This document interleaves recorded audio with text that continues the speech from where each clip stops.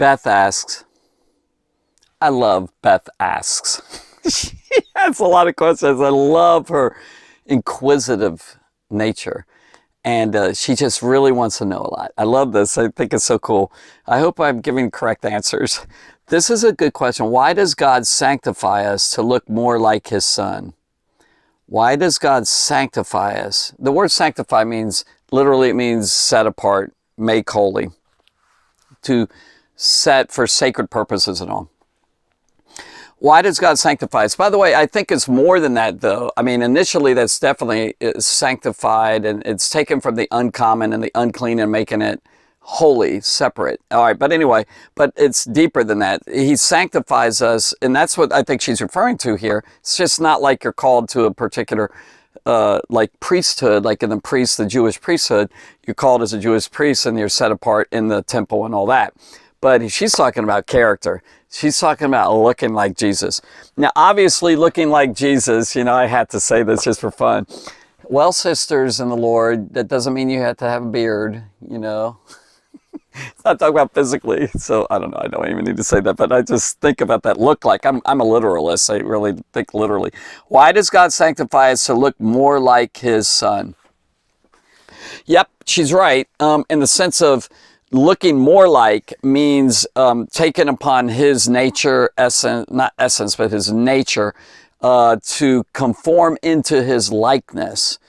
Now, each person has their own personality. So the holiness that comes out of me or the godly living will not be it's same holiness, same ethics, same values, same that. That's the same, that's looking like, but our personalities are different and our giftings are different and our ways and things like that. I love it. It's so beautiful.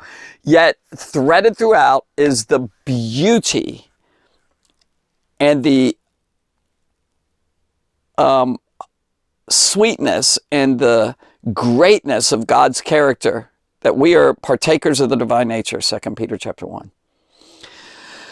So why does he do that? Because anything less than that is sinful, it's wrong, it's evil, like all the characteristics of God, the beautiful attributes of God. Some attributes we're never going to have. We're not going to be eternal that way. We can be eternal this way, but not in the past. And then unchanging, we're always, this alludes to being changed, so God doesn't change. I am the Lord, I change not, Malachi. Blah, blah, blah. So I think about that variables, so no shadow of turning in James chapter 1. But anyway, going back to the thought here. So the character of Jesus being manifest through us, the life of Jesus in godly living and values and things like that. That's what she's referring to. Why? Because anything less than that is going to have some flaws to it. Either you're impatient or you've got an anger problem or, all the other things. And all the attributes of God that we do take upon ourselves, where Jesus Christ fulfills them in us. Paul said it like this: being filled with the fruits of righteousness. Fruits, plural, of righteousness, which are by Jesus Christ. He acknowledged in that prayer to the Philippi church that, it's by Jesus Christ. And it's all to the glory of God. There's the reason why. Because it all reflects the great, beautiful, wonderful splendor, brilliance of God and his expressions of his person. So he wants to look at you, and he'll do this now, and especially in heaven. He's going to look at us and see himself. And he's good looking. Good looking like. So he wants to see himself in you. I wanted to see himself too, because he's so gorgeous and he's so wonderful. So for God to look at us and see himself, a reflection of himself, we were made in his image. This is potent.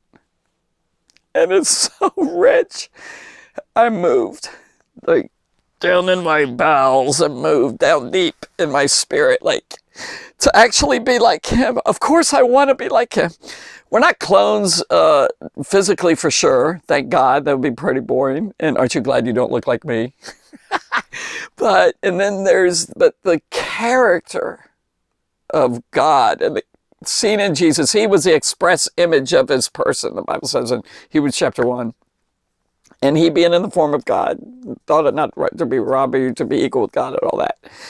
Like, what a beautiful, he's the image of the invisible God. That's Colossians chapter 1. So in that I actually are being conformed to that same image. That is the purpose. One of the major purposes. Purpose number one, why did God create us? To be sons and daughters. But he wants a particular son and daughter. He doesn't want a, a really evil, wicked one. He doesn't want a bunch of rebels. He got rebels enough in this earth. So he came and gave us the potential and the power to become like him. Aren't you glad that I'm glad I'm living in the New Testament covenant days. More responsibility to whom much is given, much is required. But to actually experience what the prophets and all those guys in the Old Testament look forward to, they didn't get what we get. Oh my goodness, what an honor.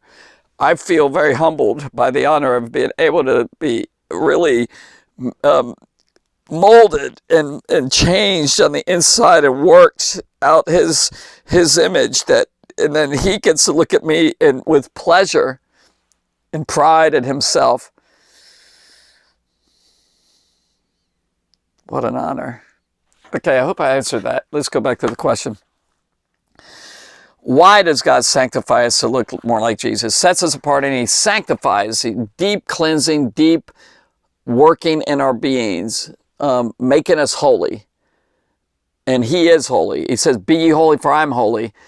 And so that's why, because it's beautiful and it's gorgeous to actually have Jesus living through me, and I get the pleasure of experiencing God looking at Christ in me, but mixed with my spirit and infused with his spirit. We're one now, and that I actually experience the beauty of the character of Jesus in me, living through me, and my spirit is being conformed to that.